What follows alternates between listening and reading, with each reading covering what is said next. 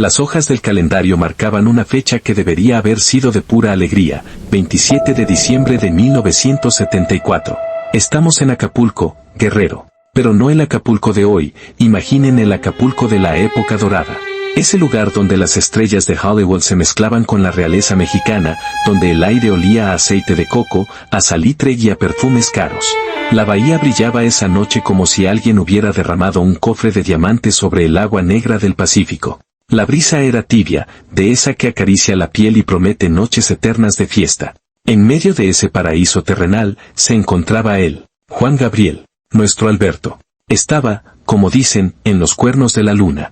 Tenía apenas 24 años, pero ya tenía el mundo a sus pies. Atrás habían quedado las noches de hambre en la Ciudad de México, atrás habían quedado los días de dormir en el suelo, las humillaciones, las puertas cerradas en la cara. Ahora, tenía contratos millonarios sobre la mesa, tenía trajes de seda, tenía el aplauso ensordecedor que tanto había buscado desde que era un niño asustado en las bancas de la Alameda. Parecía que la vida, por fin, le estaba devolviendo con intereses todo lo que le había robado. Pero el destino, mis queridos amigos, tiene un sentido del humor macabro. A veces, nos deja subir hasta la cima de la montaña solo para empujarnos al vacío. Esa noche, en la soledad de una habitación de hotel de lujo, probablemente con vista al mar, probablemente con las ventanas abiertas dejando entrar el rumor de las olas, sonó el teléfono. Todos conocemos ese sonido. Ese timbre seco, metálico, insistente. A veces es solo una llamada de rutina. Pero otras veces ese sonido es una guillotina que parte la vida en dos mitades exactas, el antes y el después. Alberto levantó el auricular. Al otro lado de la línea, una voz familiar, pero rota, temblorosa, casi irreconocible por el llanto, pronunció las palabras que ningún hijo, tenga la edad que tenga, está preparado para escuchar. Son palabras que te dejan huérfano de alma, que te arrancan el suelo bajo los pies. Alberto, tienes que ser fuerte. Victoria se fue. Tu mamá ha muerto. En ese instante, el tiempo se detuvo. Literalmente. Ahí, en medio del paraíso de Acapulco, el mundo se congeló. El ruido de las olas desapareció. Las luces de la bahía se volvieron borrosas. Los aplausos, la fama, el dinero, los discos de oro, todo se convirtió en ceniza en cuestión de un segundo. De repente, el ídolo de México, el gran Juan Gabriel, desapareció. Y en esa habitación de hotel solo quedó Alberto, el niño pequeño de Parácuaro. El chiquillo que se pasaba la vida entera tratando de que su mamá lo quisiera, de que su mamá lo viera, de que su mamá estuviera orgullosa. Y ahora, ella se había ido. Se había ido justo cuando él empezaba a darle todo. Hoy, mis queridos amigos, vamos a entrar con mucho respeto, casi de puntillas, en el momento más sagrado, íntimo y desgarrador de la vida de Juan Gabriel. Olviden al artista por un momento. Olviden las lentejuelas. Vamos a hablar del hijo. Vamos a descubrir cómo, de ese dolor insoportable, de esa herida que nunca cerró, nació la canción que todos, absolutamente todos nosotros, hemos cantado llorando alguna vez. Amor eterno. Siéntense, acomódense bien, y si tienen a su madre cerca, abrácenla. Porque esta historia es la historia de todos nosotros. Para entender por qué esa muerte lo destruyó tanto, por qué lo rompió en 1000 pedazos, tenemos que ser brutalmente honestos. No podemos maquillar la realidad. La relación de Alberto con su madre, doña Victoria Valadez, no fue un cuento de hadas de Disney. No fue una historia de amor perfecta. Fue una herida abierta, una cicatriz que palpitaba todos los días. Ustedes, que han vivido, saben que el amor de madre a veces es complicado. A veces, las circunstancias de la vida, la pobreza, la ignorancia o la desesperación, obligan a tomar decisiones terribles. Doña Victoria era una mujer sufrida, sola, con muchos hijos y sin recursos. Y tomó una decisión que marcó a Alberto para siempre, lo dejó en un internado. El tribunal. Un lugar frío, estricto, lejos de casa. Alberto era muy niño. Imaginen a ese chiquillo de 5 años, agarrado de la falda de su madre, llorando, sin entender por qué ella se iba y él se quedaba. Imaginen la sensación de ver su espalda alejarse, esperando que ella volteara, que regresara corriendo a buscarlo. Pero no volvió. Alberto creció sintiendo ese rechazo. Creció con esa pregunta clavada en el pecho como un puñal. ¿Por qué a mis hermanos sí los quiere y a mí no? ¿Qué tengo de malo? Esa distancia fría, esas visitas que eran pocas y distantes, crearon en él un vacío inmenso. Un agujero negro en el alma que nada podía llenar. Cuentan que se escapaba del internado solo para ir a verla, para buscar un abrazo, una caricia. Y muchas veces, lo que encontraba era incomprensión. Pero, ¿saben qué es lo más grande, lo más noble de Juan Gabriel? Lo que demuestra la calidad de su espíritu, que a pesar de todo, a pesar del abandono, a pesar de las noches llorando solo en ese catre duro del internado, él nunca dejó de amarla. Jamás. Para Alberto, Victoria no era la mujer que lo abandonó. Era su sol. Era su razón de respirar. Todo lo que hizo en su vida, escúchenme bien, todo, fue para ella. Cada canción que escribió en sus cuadernos viejos, cada vez que cantó en un bar de mala muerte por unos pesos, cada vez que soportó humillaciones para llegar a la fama, lo hacía con un solo pensamiento: voy a triunfar para ella. Voy a comprarle una casa. Voy a hacer que viva como una reina. Y cuando sea famoso, entonces sí me va a querer. Entonces sí me va a mirar con orgullo. Su carrera no era por fama, era una búsqueda desesperada de amor materno. Y la tragedia, la ironía cruel de esta historia, es que justo cuando lo había logrado, justo cuando ya le había comprado esa casa, justo cuando podía darle todos los lujos que ella nunca tuvo, la muerte se la arrebató. El destino le cortó el hilo antes de tiempo. Volvamos a esa noche fatídica en Acapulco. Imaginen la escena.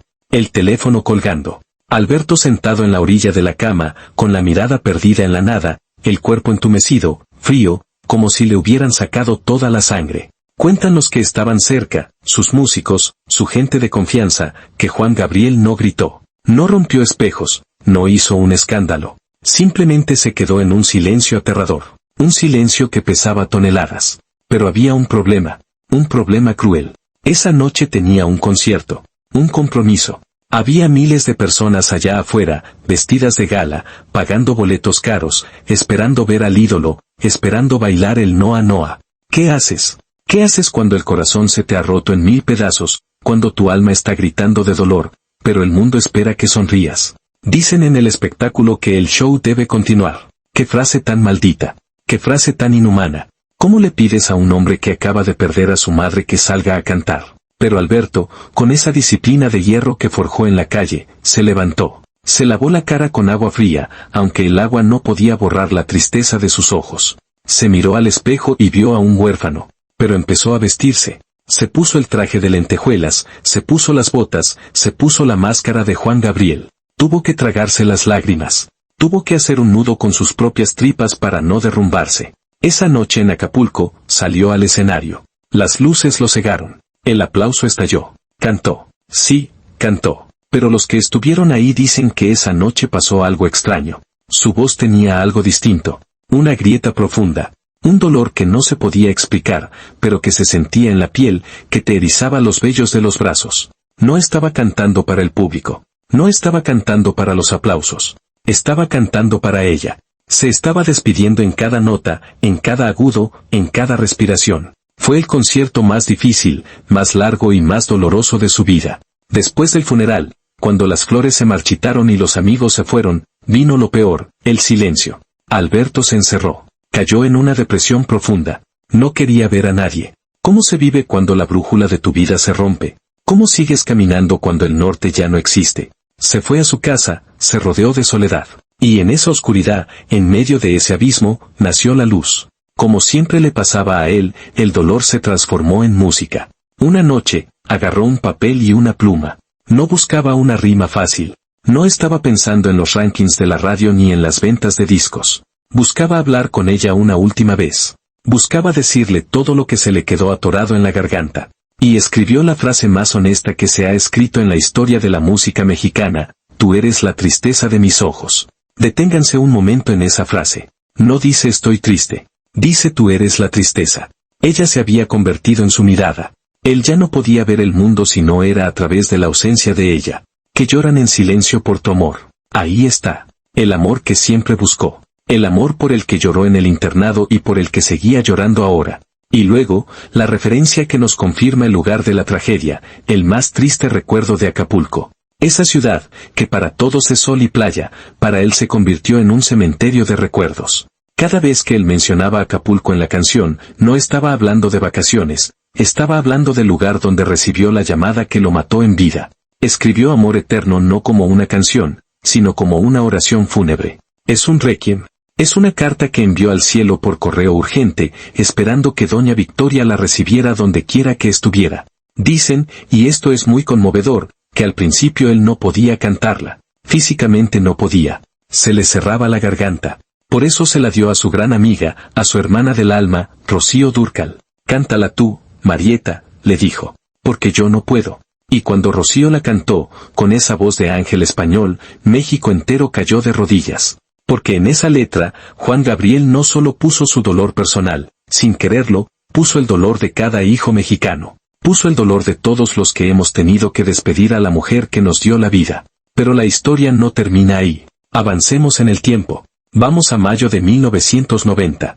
El Palacio de Bellas Artes. El recinto sagrado de la cultura. Ya hemos hablado de cómo la élite no lo quería ahí. Pero esa noche, Juan Gabriel no solo conquistó a la élite, esa noche Juan Gabriel hizo historia. El concierto iba increíble. La gente bailaba, reía. Pero hubo un momento específico donde la atmósfera cambió. El aire se volvió denso. El director de la orquesta levantó la batuta. Los violines empezaron a sonar. Esos acordes que todos conocemos y que nos hacen un nudo en la garganta automáticamente. Juan Gabriel estaba ahí, parado en el centro del escenario, vestido con ese icónico traje negro con pasamanería de oro. Se veía majestuoso, pero también se veía pequeño, vulnerable. Miró hacia arriba, hacia la cúpula inmensa del teatro, o tal vez más allá, atravesando el techo, hacia el cielo. Y empezó a cantar. Oscura soledad estoy viviendo, la misma soledad de tu sepulcro. Amigos, en ese momento,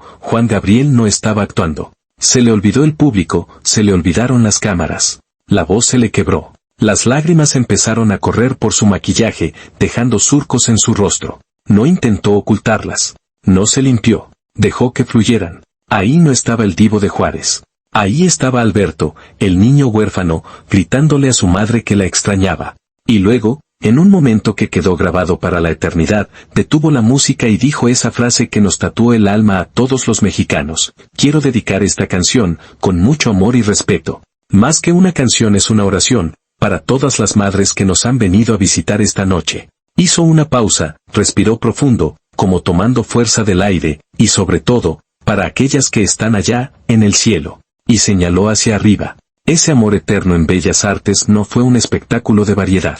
Fue un acto de purificación masiva. Fue una terapia colectiva. Si miran el video, verán al público. Hombres duros, de bigote, llorando como niños. Mujeres abrazadas. Ancianos con los ojos cerrados. Todos lloraban con él. En ese momento, Juan Gabriel rompió el machismo mexicano. Nos enseñó que los hombres también lloran, que el dolor no se esconde, que extrañar a la madre es el sentimiento más puro y más doloroso que existe. Nos dio permiso de ser vulnerables.